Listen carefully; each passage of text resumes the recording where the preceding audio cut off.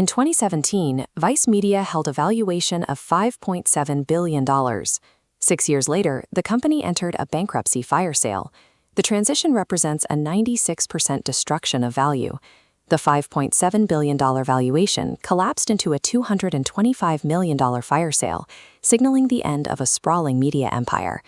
During the mid-2010s, legacy giants like Disney and Fox faced an existential crisis. Their core television audience was aging out, and executives feared they were losing touch with the millennial demographic entirely.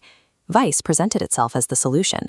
While mainstream networks offered polished broadcasts, Vice reporters embedded with underground subcultures and conflict zones, providing a raw alternative to traditional news. Disney and Fox paid billions to acquire this specific cultural aesthetic. They were buying access to a youth audience that perceived the Vice brand as authentic and unfiltered. That brand began in 1994 as Voice of Montreal, an underground punk magazine. A Canadian government job creation program for welfare recipients provided the initial funding. The editorial strategy focused on marginalized and drug-fueled scenes that traditional networks ignored. This proximity to the underground created a level of street credibility that mainstream media could not replicate.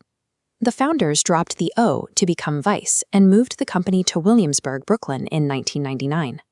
Over the next decade, they established themselves as the primary arbiters of hipster culture. This decades-long accumulation of cultural cachet became the leverage used to extract billions of dollars from corporate executives desperate to reclaim their relevance with young viewers. Co-founder Shane Smith operated as a master salesman. He leveraged corporate anxiety to secure astronomical valuations, convincing Wall Street that only Vice understood the shifting media habits of Gen Z and millennials. Between 2013 and 2017, 20th Century Fox, Disney, and TPG injected $920 million into the company. These stacked investments drove Smith's net worth to $1 billion. Private equity firms acquire private businesses to increase their value. Smith allocated this new capital to launch Viceland in 2016. Vice spent millions producing content for a traditional cable network, a platform their core audience was already leaving behind. Ratings for Gatanal remained low. The company was attempting to pull a digital native audience back toward an expensive analog medium.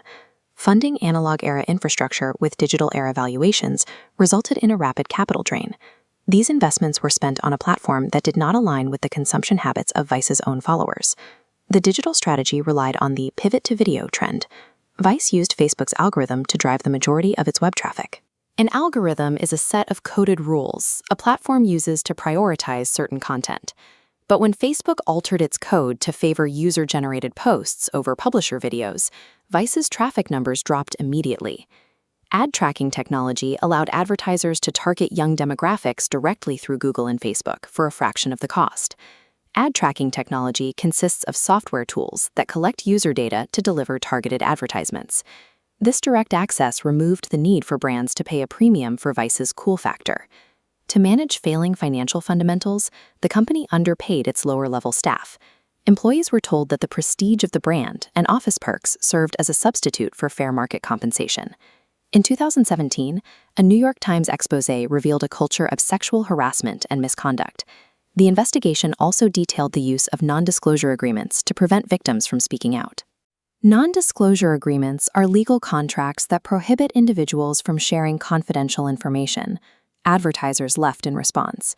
Shane Smith stepped down as CEO in 2018, and Nancy Dubrook was brought in to manage the mounting corporate crisis. The reputation of the company as a progressive voice for the youth was shattered. A brand built on social consciousness cannot maintain its valuation when its internal culture is revealed to be exploitative. By May 2023, the company carried $834 million in funded debt. Funded debt refers to total long-term, interest-bearing financial obligations. This liability outweighed the company's remaining $350 million in assets. Vice filed for Chapter 11 bankruptcy. Chapter 11 is a legal process that allows a business to reorganize its debts while continuing to operate. A group of the company's own lenders acquired the remains with a credit bid of $225 million. A credit bid allows a lender to use the debt they are owed as currency to buy a bankrupt company. Disney, Fox, and TPG wrote their investments down to zero. The legacy media giants lost everything they had put into the company. Brand aesthetics and founder ego proved unable to sustain a company without a profitable, independent infrastructure. Narrative and coolness functioned as a mask for failing business fundamentals. Building a global brand on rented distribution platforms leaves the business fatally exposed. When platform owners change the rules of the algorithm, the empire built on those rules inevitably collapses.